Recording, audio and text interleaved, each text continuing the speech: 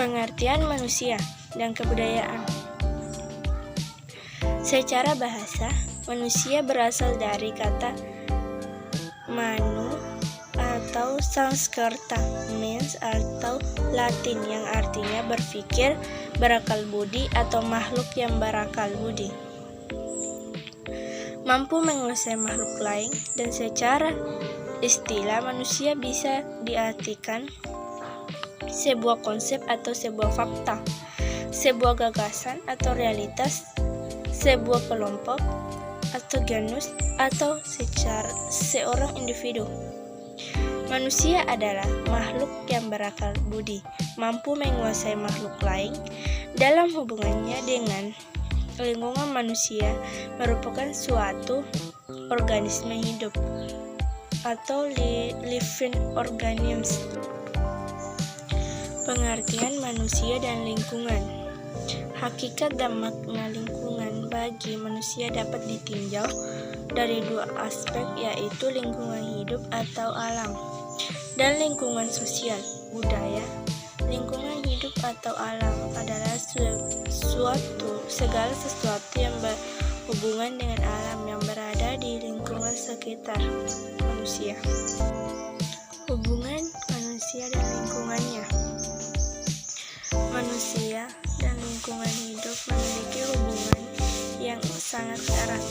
Keduanya saling mempengaruhi satu sama lain. Manusia memiliki kemampuan untuk memanfaatkan sumber daya alam yang terkandung di dalamnya, dan apa yang terjadi di alam, baik secara langsung maupun tidak langsung, akan terasa mempengaruhi bagi kehidupan manusia. Pada dasarnya, Tuhan menciptakan bumi dan isinya untuk kemakmuran bagi umat manusia. Pengertian peradaban. Peradaban adalah keadaan yang nyata terjadi di masyarakat sehingga dapat dilihat mengalami kemajuan dari segi perkembangan sosial.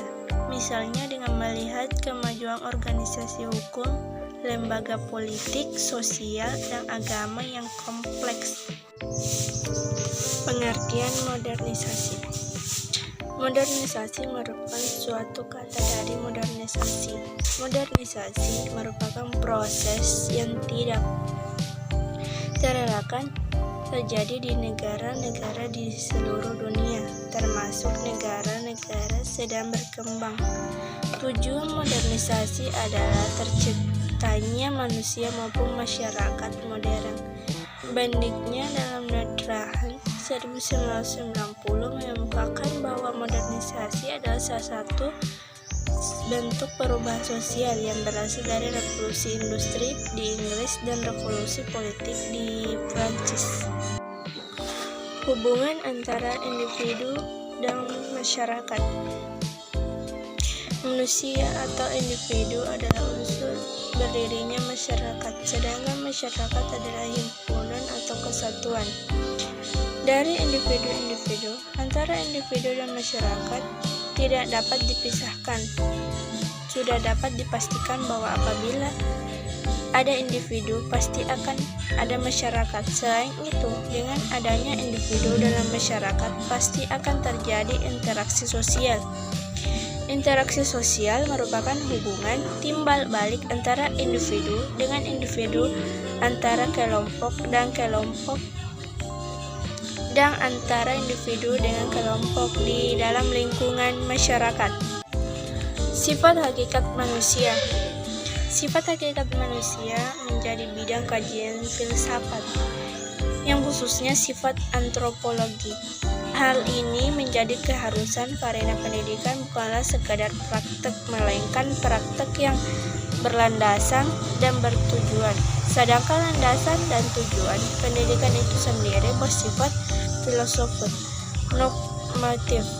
Sifat hakikat manusia diartikan sebagai ciri-ciri karakteristik yang secara prinsipil jadi bukan hanya garda membedakan manusia dari hewan, meskipun antara manusia dengan hewan banyak kemiripan. terutama jika dilihat dari segi biologinya. Kenyataan dan pernyataan tersebut dapat menimbulkan kesan yang keliru, mengira bahwa hewan dan manusia itu hanya berbeda secara gradual.